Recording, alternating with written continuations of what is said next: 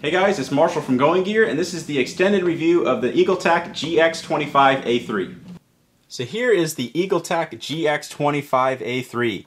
Cree XM-L2 LED, 1116 LED lumens, 915 ANSI FL1 lumens. You can always get the extended specs on our website if you want to see run times and modes and all that kind of stuff. Let's open it up, show you what you get on the inside. User manual, always worth a read. A bunch of good information in there.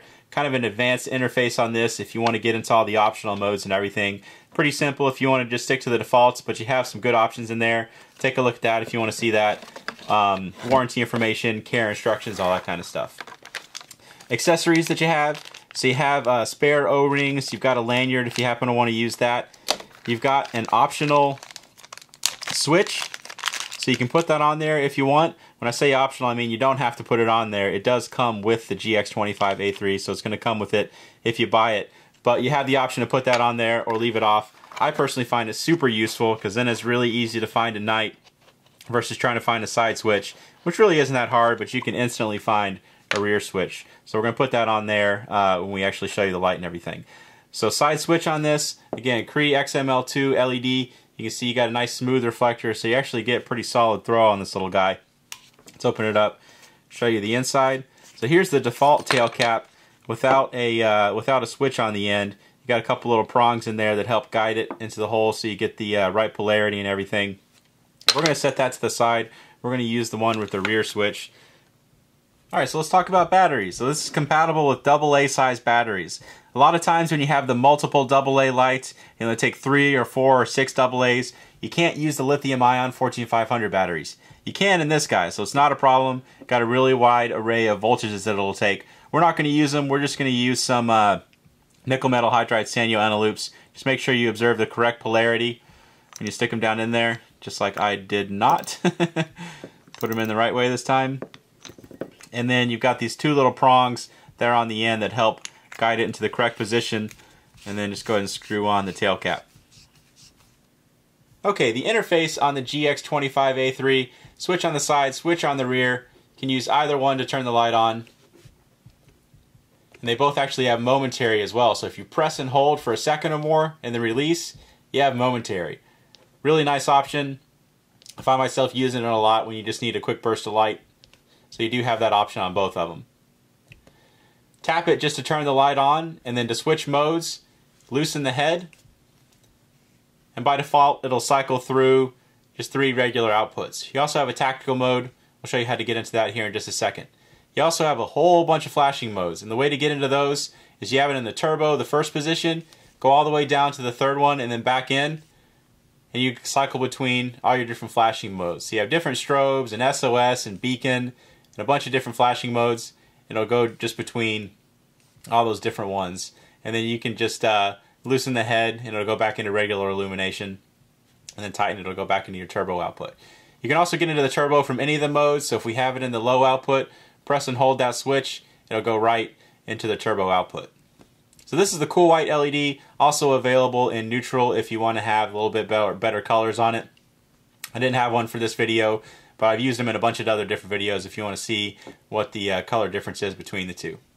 So tactical mode, the way to get into tactical mode is if you loosen and tighten the head between modes 1 and 2 10 times within 5 seconds. That's how to do it. So we'll do that real quick. We'll see if I can pull it off the first time.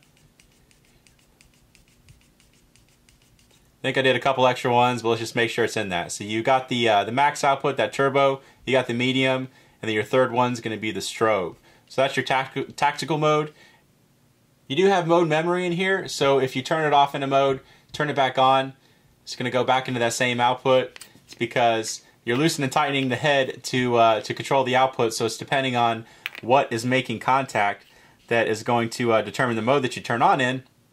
So as long as you're not touching the head in terms of loosening and tightening, you can go back into the mode that you want it to be.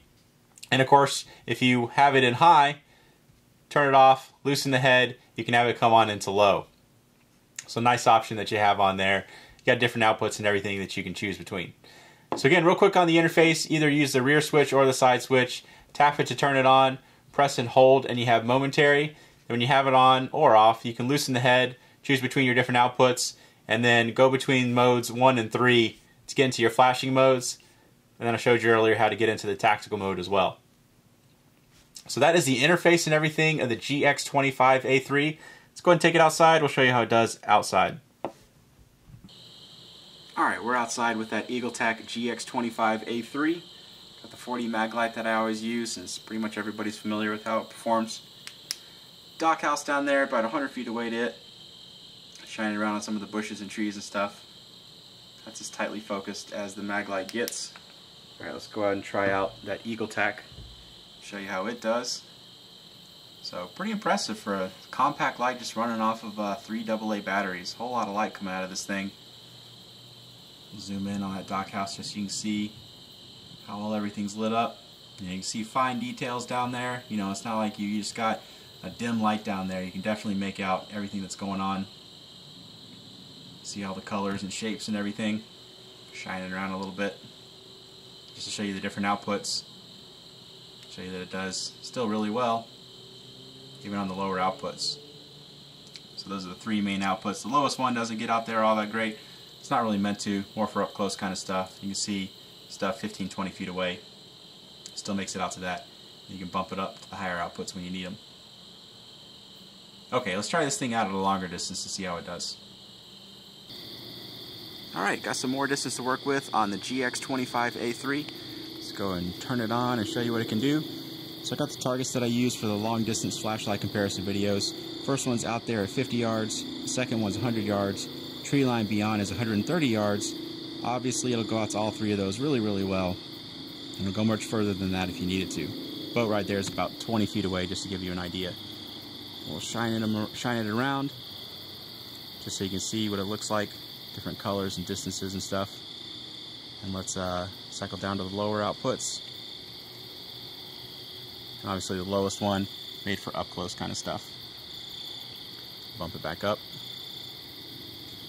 Okay, so there you go. That is the Eagletac GX25A3, powered by just 3 AA batteries. Again, I recommend nickel metal hydrides. Please do not use alkalines. They can leak in your light. If you like the light, you can buy it from us at goinggear.com. Any questions or comments, you can reach us in the comments or at goinggear.com. And if you like the video, please subscribe. We put out a ton of gear and flashlight videos. Thanks for watching.